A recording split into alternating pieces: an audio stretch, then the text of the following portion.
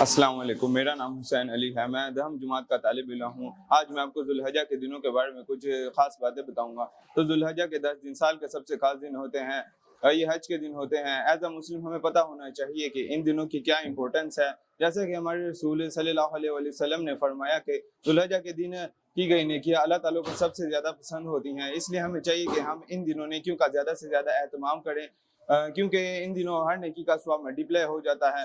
مور over یہ کہ ان دنوں روزہ رکھنا بھی ایک بہت افضل فریضہ ہے، کیونکہ ہم سارے روزے تو نہیں رکھ سکتے، اس لیے ہمیں چاہیے کہ ہم عرفات کے دن کا روزہ رکھیں، جو کہ ذوالحجہ کا 9واں دن ہے۔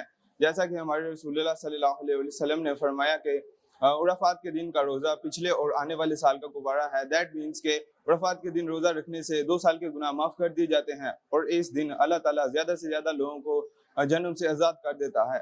شکریہ۔